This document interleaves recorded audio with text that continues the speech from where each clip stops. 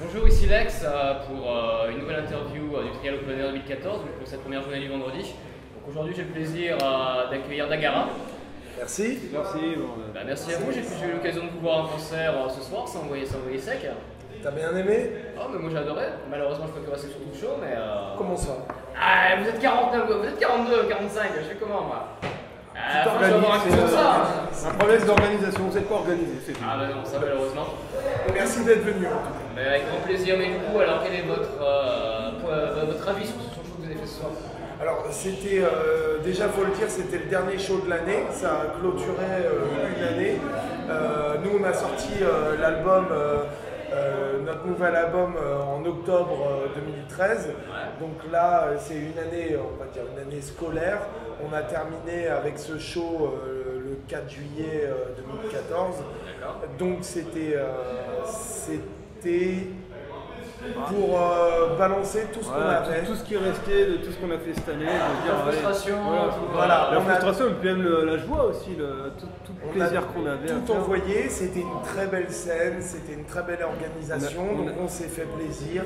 On avait un peu peur parce qu'il y avait le match de l'équipe de France contre l'Allemagne ce soir. Il y avait aussi Slayer qui jouait à Paris. On s'est dit, putain, plus la pluie et les orages. La pluie avec Japan et compagnie. Ils ont fait, était très dur là-dessus. Le public était au rendez-vous et ça faisait plaisir. Il faut leur rendre hommage. D'accord, mais est-ce que vous pouvez me parler de vous un peu? Qui vous êtes? Parce que moi je ne connaissais pas jusqu'à ce soir. Bah Maxime, électricien. Ouais. Mais toi t'es qui? Toi Jimmy, pas électricien. Non. D'accord. Donc Dagara en fait ça a été formé en 2007. Jimmy peut en parler puisque c'est lui qui est le membre fondateur avec Gaël le bassiste. Après il y a eu pas mal de changements de line-up pendant quelques années. En 2011 on s'est retrouvé avec les deux nouveaux guitaristes, Alex et Gwen, qui composent toutes les chansons.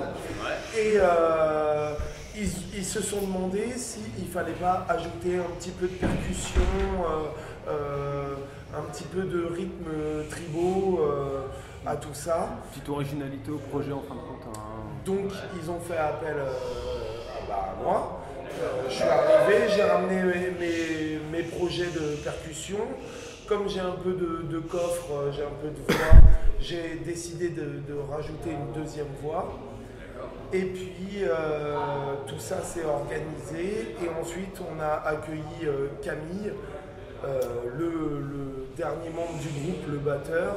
Qui est là depuis 2 ans. Qui est là depuis 2 ans et qui a apporté un gros mouvement au groupe, une grosse influence. Maintenant, voilà, on est une bande de 6 potes et on ne se quittera jamais, quoi. C'est impossible. Du coup, vous êtes originaire d'où alors? Votre scène locale, celle que vous fréquentez le plus, elle se situe où? Alors, on est dispersés. Elle est partout, elle est aussi bien sur Paris. On est 3 habités sur Paris. Toi, tu es dans le 93. Voilà. On a le guitariste qui est dans les guitaristes qui est dans le 91, un autre qui est dans le 77. On est vraiment partout. À chaque fois que vous nous voyez, c'est des vacances. C'est les vacances. On répète sur Paris. On a trouvé vers Ivry un point névralgique. Voilà, névralgique comme tu C'est dis. dur à dire, c'est pas facile à dire ce mot. Oui, en plus je ne connaissais pas ce soir. Mais donc on a trouvé un point névralgique. Et du coup, voilà, on est dispersés, mais on arrive à se retrouver à cet endroit-là. Ça nous permet de jouer du coup un peu partout, dans la Seine-et-Marne, sur Paris, 95. Et là actuellement, deuxième album en cours de préparation. On commence tout juste la compo là. Des ambitions pour 2015? 2015, il y a pas mal de choses qui arrivent. On a pas mal de tournées qui arrivent. 15, déjà on est en train de composer le second album. Ouais. Là, on est vraiment dans la phase composition. Pour l'instant, il n'y a pas grand chose. Et pour 2015, par contre, on a pas mal de plans de concerts, de tournées. On a une tournée en Espagne qui se prépare pour février là. Ouais. Et puis une grosse tournée de 2-3 semaines qui se fera en Europe au niveau de pas mal de pays. Il y a l'Italie, la Bosnie, la Serbie, en fait ça va aller jusqu'à la Grèce. La Hongrie, la Roumanie, la Grèce. Roumanie. Donc c'est vraiment sur une tournée européenne. Ouais, c'est une tournée Ça se européenne. décompte bien. Ouais, ça se décompte. Bah, c'est en train de fait, se préparer. Ce qui s'est passé, c'est qu'on a fait déjà 2-3 tournées avant dans les pays de l'Est. Donc on s'est fait des contacts. Et là, ça commence à prendre. En fait, la mayonnaise, elle commence à prendre. plus qu'en France. Voilà. D'accord, mais alors un écho du public français par rapport au public roumain, serbe ou autre, le public français moins réactif à votre musique? Non, pas forcément, c'est juste que c'est plus simple de jouer. Pour nous, j'ai l'impression que c'est plus simple d'organiser des tournées à l'étranger, à l'autre bout du monde, à l'autre bout de l'Europe, plutôt qu'en France. En France, par contre, il ne faut pas avoir peur de mettre la main à la poche, parce que bon, c'est quand même des dépenses. On a vu certains groupes qu'on leur a proposé, ils se sont dit c'est compliqué, il faut avoir un van, il faut pouvoir mettre un petit peu de main à la poche. C'est-à-dire que tu touches 100 € par soir, donc c'est pas non plus Las Vegas, quoi. Mais quand tu joues en Roumanie, 100 € tu te dis que c'est un tiers du SMIC local et ça te permet d'assurer tous tes frais sur place. Par contre, le public est très réactif et te suit par la suite. C'est-à-dire que quand tu retournes l'année d'après dans les pays, tu retrouves les mêmes têtes, le même public au concert. Et ça, c'est très important. Et c'est pour ça qu'on a l'impression d'avoir plus de facilité à toucher un public d'Europe de l'Est plutôt que le public français. On a essayé de faire une tournée française, on a essayé d'organiser une tournée en France parce que Paris, on est de Paris, on a beaucoup joué à Paris. Et ça a été compliqué. On a eu du mal à organiser une tournée en France. Tu casses les dents tout le temps dès que tu vas organiser un truc. Et c'est dommage, c'est très dommage. On demande de payer les salles, on demande de payer l'organisation, on demande de payer des trucs. Qu'en Europe de l'Est, on n'a rien à payer, on nous organise. Voilà, et j'invite les Français à aller voir comment ça se passe en Europe de l'Est pour qu'ils prennent exemple. Et parce que vraiment, il y a une grosse motivation sur la scène métal et c'est très important. Et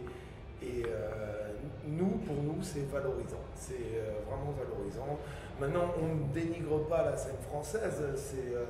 On essaye de la toucher, mais c'est compliqué. C'est plus compliqué qu'ailleurs. Dans l'idéal, on aimerait bien tourner en France. Oui, j'aime bien. Mais une autre question, vos textes, vous parlez de quoi en fait? Dagara parle de quoi? C'est quoi les thèmes récurrents? Les Premier album déjà. On m'a fait qu'un album, donc c'est forcément le premier. Vous sur le deuxième, du coup. On ne va pas en parler aujourd'hui. Mais le premier album, c'est quoi les thèmes qui vous ont marqué, que vous avez envie de partager? J'aurais dû réviser mes notes. Mais non, le premier album de Dagara, c'est plus. Le thème principal, c'est l'existentialisme, mais au sens un peu philosophique du terme. Ça fait un peu pédant, mais c'est pas du tout le cas. Moi, j'ai bien aimé prendre les thèmes liés à l'existentialisme en prenant des philosophes et tout ça, genre Sartre, etc. En prenant juste des thèmes, en faisant des chansons qui me parlaient par rapport à mon expérience, etc. Et donc voilà, ce premier album. Dagara, c'est des philo. Non, c'est pas de la philo, c'est pas compliqué. Vous étudiez en cours de français. Cet album, c'est pas moi qui ai écrit les textes, Jim m'arrêtera si je me trompe, mais La Route du Chaos, c'est surtout des choix. Les choix que tu vas faire dans ta vie, tous les choix que tu peux avoir à faire, où est-ce qu'ils vont te mener, quel choix tu dois faire, t'en sais rien, c'est surtout... tu as une multitude de choix, c'est ça, la route du chaos, c'est une multitude de choix, et à toi de trouver ta place dans cette multitude, dans ce marasme, il faut que tu trouves ta place. Voilà, pour moi c'est ça, quand je lis ces textes, c'est juste une question d'individualité dans une société. Après, c'est la recherche de... Ça prend plusieurs thèmes, ça prend le thème de la recherche de qu'est-ce que c'est être libre, qu'est-ce que c'est être soi-même, l'identité, etc. On n'existe pas si on n'est pas par rapport à d'autres personnes. On est quelqu'un juste par rapport à l'autre. Tu vois, il y a tous ces trucs-là. Et même, je te coupe, la force des textes de Jimmy, c'est qu'ils vont toucher tout le monde. En fait, tu vas pouvoir vraiment trouver, toi, quelque chose de fort dans un texte, alors que la personne d'à côté va pas forcément le comprendre, mais dans un autre texte, c'est ça la force de Jimmy, c'est qu'il écrit vraiment C'est très ouvert, c'est pas axé sur un point de dire bon, la société c'est de la merde ou quoi que ce soit. C'est très ouvert, tu te reconnais dans une phrase, dans un mot, et c'est ça la force de ces textes.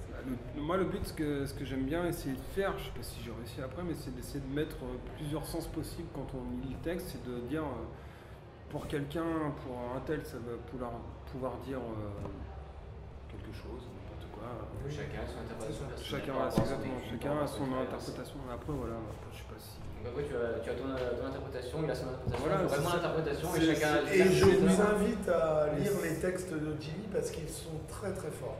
C'est le but de quand j'écris un texte pour Dagara, c'est le but, j'essaie de faire en sorte qu'il n'y a pas une seule interprétation possible, et surtout pas rentrer dans le truc d'être donneur de leçons et dire penser comme ça c'est pas bien, si tu votes ça c'est pas bien. Voilà. Du coup, la somme de vos choix aujourd'hui vous a amené ici, alors qu'est-ce que vous en tirez de votre tri alors? Ça vaut le coup?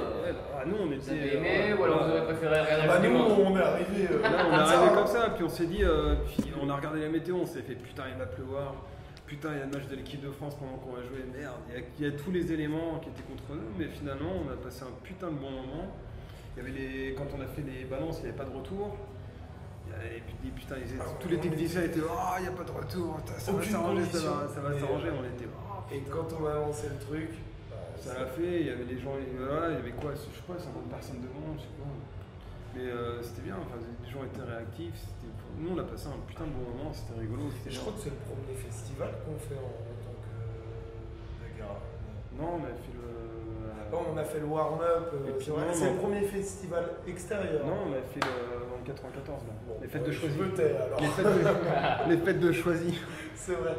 Avec, je sais plus c'était quoi. Il y avait des drôles de têtes d'affiche. D'accord. Du coup, un mot pour la fin, un mot pour vos fans, un mot pour ceux qui vous écoutent ou qui vont vous écouter. Parce que le but de l'interview c'est quand même de vous faire connaître, donc j'espère vous aider là-dedans. Donc pour tous ceux qui vont vous écouter. Et bah on est super sympa. Attends, regard caméra sexy. On est vraiment drôle, on s'amuse, on prend du plaisir. Et on veut vous en donner surtout un max. C'est vrai qu'on veut donner du plaisir aux gens. C'est plus de la musique. Aux hommes comme aux femmes. Il n'y a pas de discrimination. Enfin, aucune discrimination. On vous adore. Ça c'est Dagara. Ouais.